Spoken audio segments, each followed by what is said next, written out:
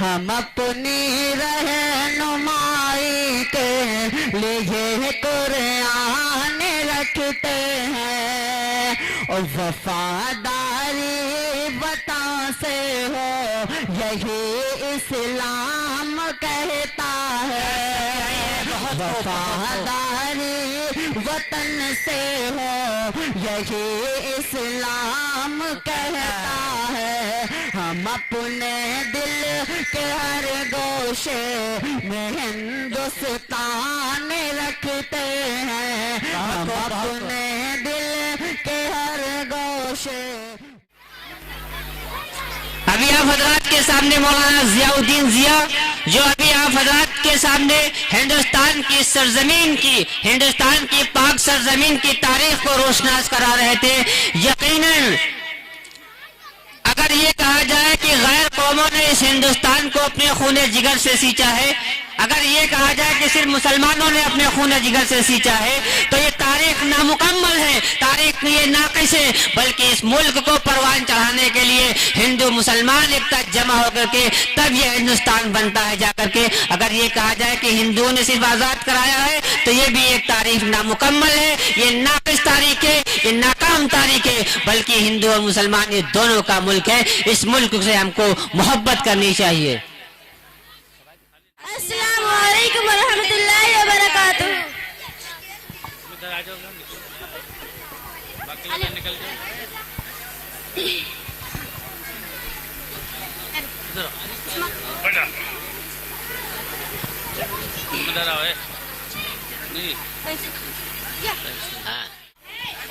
मोहतरम बुजुर्गों, मेरी माँ और बहनों और भाइयों, अस्सलामु अलैकुम वरहमतुल्लाहि वबरकातुहू।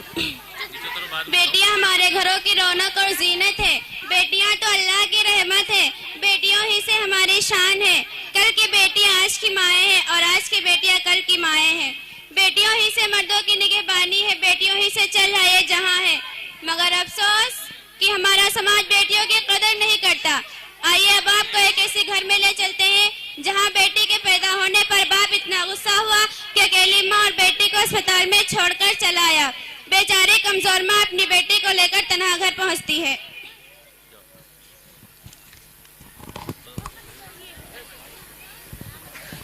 अस्सलामु अलैकुम रहमतुल्लाहि व बरकातुहू। वालेकुम अस्सलाम। बेटी की विलादत के बाद आप अस्पताल नहीं आए, बच्ची को देखा तक नहीं। कितनी परेशानी हुई, वहाँ कोई दवा लाने वाला न था। क्या बात है, सब खैरियत तो है? आपकी तबीयत तो ठीक है? देखिए कितनी प्यारी बच्ची है। हटाओ इसे यहाँ से, मैं इसका मुंह भी नहीं देखना चाहता। इस मासूम से क्यों नाराज है? आखिर इसने क्या बिगाड़े है आपका? इसने मेरे ख्वाब मिट्टी में मिला दिए हैं। मैंने सोचा था एक बेटा है, एक और हो जाएगा तो दोनों मिलकर मेरा कारोबार संभालेंगे, मेरे बुढ़ापे का सहारा होंगे। लेकिन यहाँ मामला ही उल्टा हो गया है। अब इसके लिए जहेज का इंतजाम करूं, फिर मैं किस मुंह से लोगों को बताऊंगा कि मैं एक बेटी का बाप हूँ? ये मेरे लिए बहुत शर्म की बात है। लाओ भी इसे खत्म कर दूं। कह रहे हैं हमारी बेटी है। बेटियां तो अल्लाह की रहमत है। बेटो और बेटे में आखिर क्या फर्क है? हम इसकी अच्छी तालीम, अच्छी तरबियत करेंगे। ये दुनिया में भी हमारा नाम रोशन करेगी और आखिरत में भी हमारी निजात का जरिया होगी। अल्लाह के रसूल सल्लल्लाहु अलैहि वसल्लम ने बेटी की परवरिश करने वालों को जन्नत में आला मकाम मिलने की बशारत सुनाई है। तकरीर करना बंद करो और इसे मेरी नजरों से दूर ही रखना। मेरी बच्ची, तेरे बाप ने तुझसे नजर फेर लिया है। तेरी माँ तेरी अच्छी से अच्छी परवरिश करेगी इंशाअल्लाह। क्या हो गया है हमारे समाज को? हमारे नबी सल्लल्लाहु अलैहि वसल्लम ने बेटियों को अच्छी तालीम और तरबियत देने का हुक्म दिया है। बेटों और बेटों में फर्क न करने की तालीम दी है। आज उनके मानने वाले बेटियों से नफरत करते हैं, बेटियों को बोझ समझते हैं, उनके साथ गैर बराबरी का सलूक किया जाता है। सबसे बढ़कर अफसोस है कि उन्हें तालीम से महरूम रखा जाता है, जबकि अल्लाह के रसूल सल्लल्लाहु अलैहि वसल्लम ने फरमाया कि इल्म सीखना हर मुसलमान मर्द औरत पर फर्ज है। लोग कहते हैं कि बेटी को पढ़ाकर क्या फायदा, वो कोई नौकरी तो करेगी नहीं। उन्हें सोचना चाहिए कि जाहिल लड़की ही जिहालत फैलाएगी।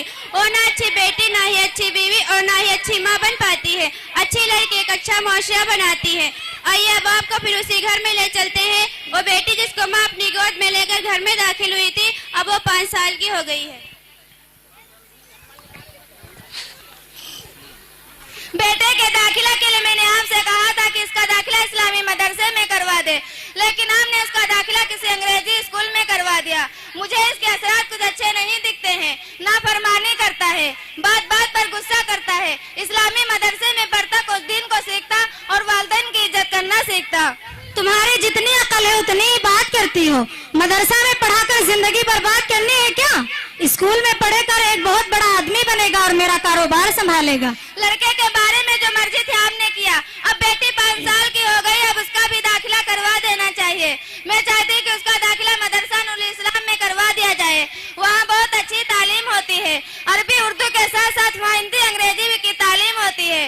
इसके अलावा वहाँ बहुत सी लड़कियाँ आलिमत का कोर्स पढ़ती हैं और मौलाना मोहम्मद इश्तियाक साहब बहुत मेहनत से पढ़ाते हैं। अरे नहीं, वहाँ फीस पड़ती है।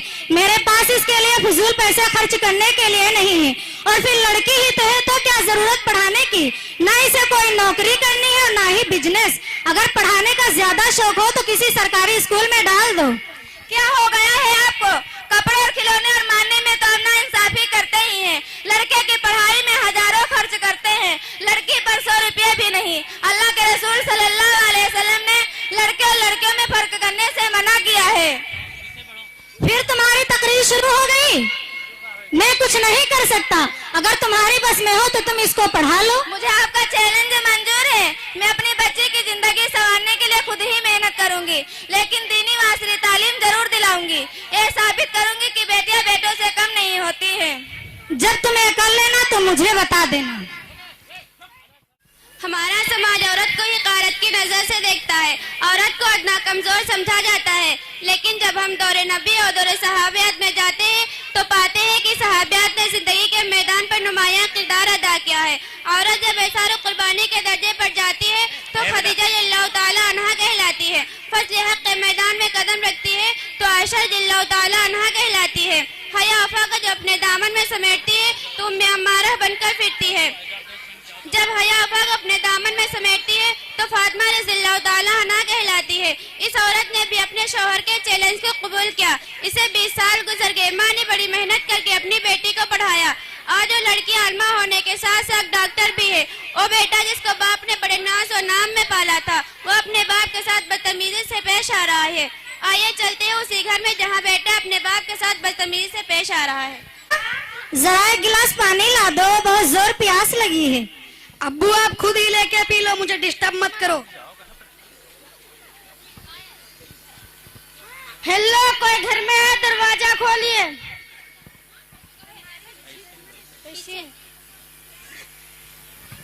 बेटा जरा दरवाजा खोलो, देखो कौन है। माँ मैं मोबाइल देख रहा हूँ, आप ही जाकर खोल दो। ये लड़का जरा भी बात नहीं मानता है। आंटी खोलिए दरवाजा। हाँ आ रही हूँ। एहतिसाम है? हाँ है। एहतिसाम तुम्हारा दोस्त आया। अरे यार कहाँ थे? मैं जरा मुंबई चला गया था। अरे दोस्त तुम्हारा इंतजार कर रहे, वो सब शिमला जा रहे, क्या तुम चलोगे? हाँ मैं चलूंगा। ठीक है फिर कल आना। ठीक, जाओ मैं आऊंगा।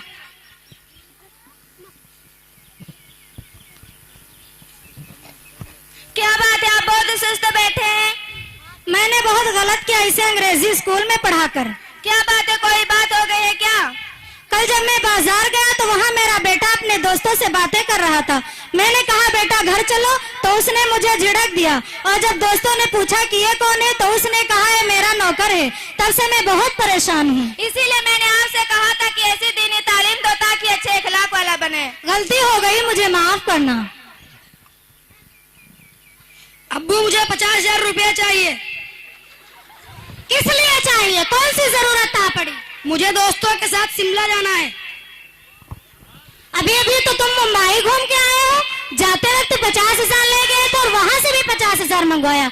इसी तरह पैसे उड़ाते रहोगे तो मेरी 30 साल की मेहनत से बनाया हुआ कारोबार खत्म हो जाएगा। अरे अब्बू ये किसके लिए बनाया? मेरे ही लिए तो ना। वैसे आपके बाद ये सब मेरा ही तो है, तो उसमें नुकसान होगा मेरा, आपके क्या जाएगा?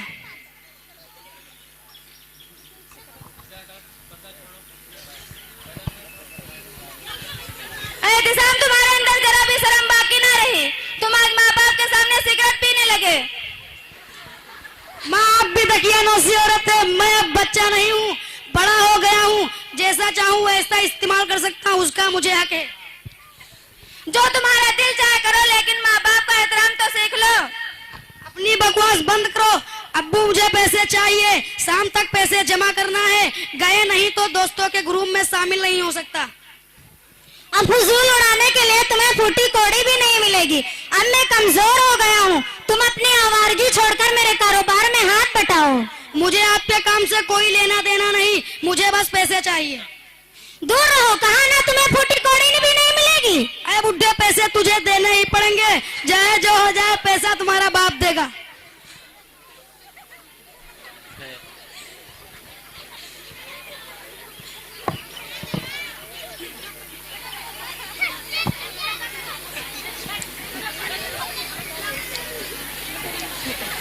बस भैया, ये मेरी औलाद है, मैंने इसके लाड प्यार में क्या कमी की थी। हर खुशी पूरी करने की कोशिश की, वही मुझे धोखा देके चला गया। आप गुस्सा ना करें, बेटा ही नालायक निकल गया तो क्या।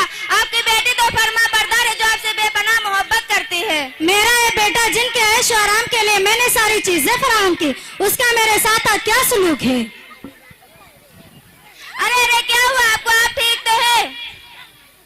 मेरे सीने में दर्द। हेलो अफरीन, तुम्हारे अब्बू की तबीयत ठीक नहीं है, शायद सीने में दर्द है, तुम फौरन घर आओ। आप परेशान ना हो, हौसला रखिए, अफरीन अभी आ रही है, आप बिल्कुल ठीक हो जाएंगे। अल्लाह ने उसके हाथों में बहुत शिफा दी है।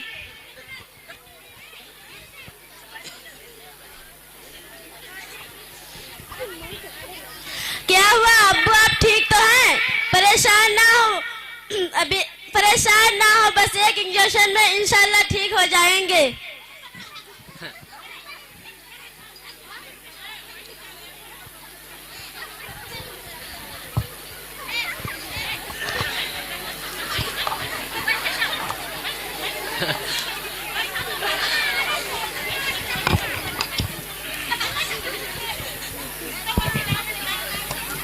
क्या हुआ बेटी? परेशान ना हो, माइनर हार्ट अटैक है, मैंने दवाई दे दी है, बस थोड़ी देर में ठीक हो जाएंगे इंशाल्लाह। ठीक है। या अल्लाह मेरे वालिद की सेहत कामिला अजला अता फरमा, आमीन।